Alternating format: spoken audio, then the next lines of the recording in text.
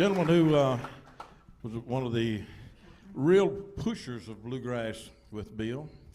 He really, I think he probably leaned against Bill as much as anybody as far as trying to learn and really appreciate and digest the music.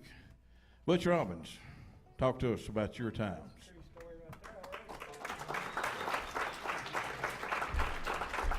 Thank y'all.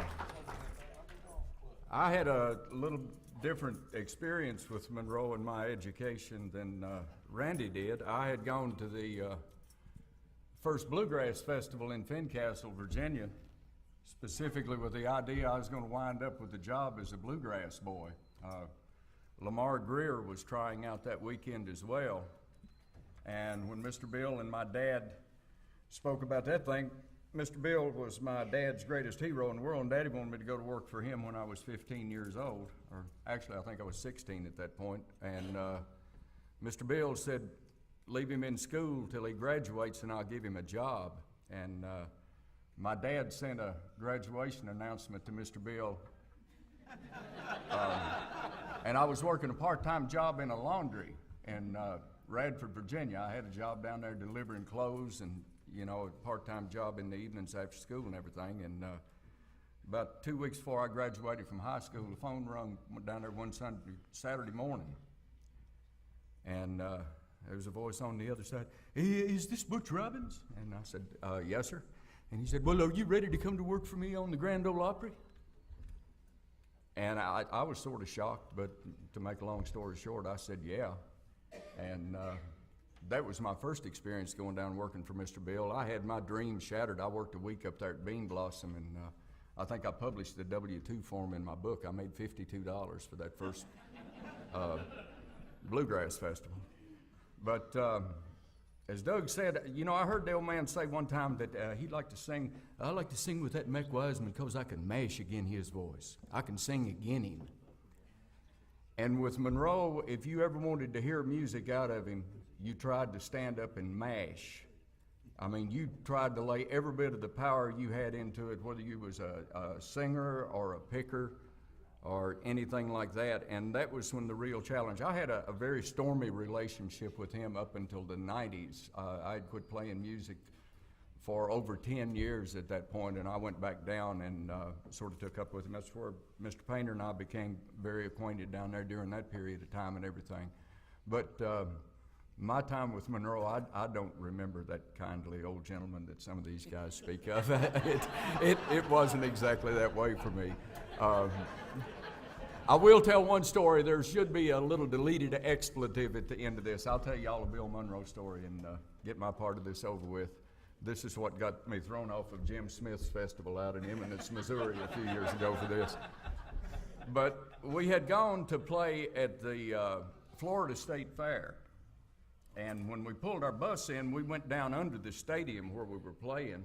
And most of the time, we just came off the bus, ready to play. We were dressed and everything. We didn't really use a dressing room for anything other than a tune-up room when we would get there, especially when we were in close confines like this. Well, we got off the bus, and I was walking with Mr. Bill, and we hadn't been met by the people who were supposed to take care of us, and show us around. So Mr. Bill walks down the hall here, and he sees a dressing room with a big star on it, and boom, he goes right through the door.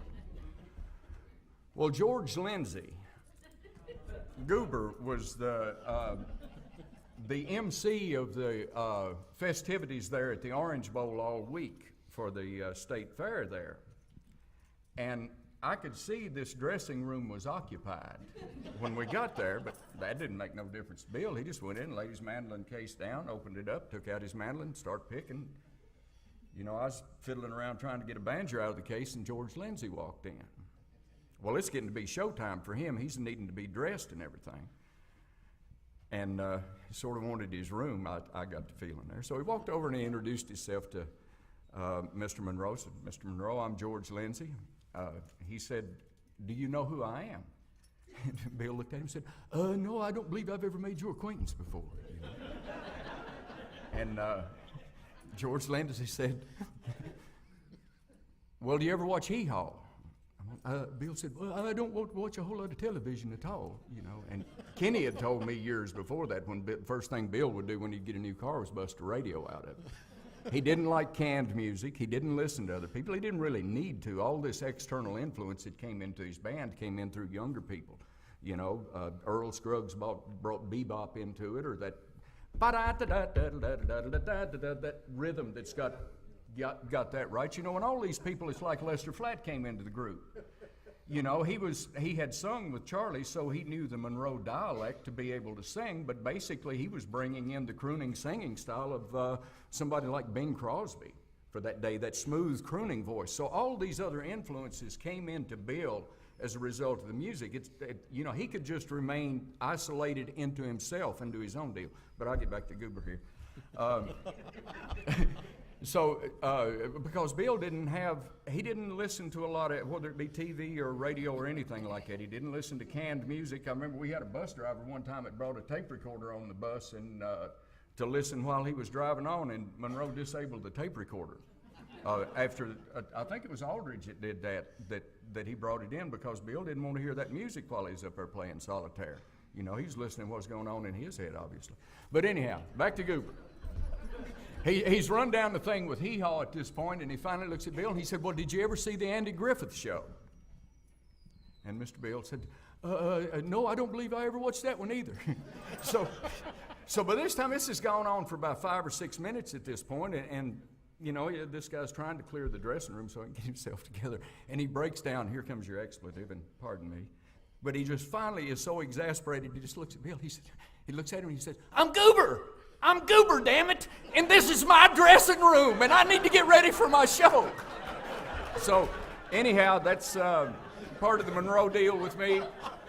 Good luck to y'all.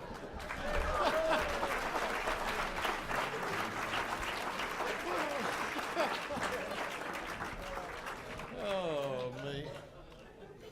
I hadn't heard that one.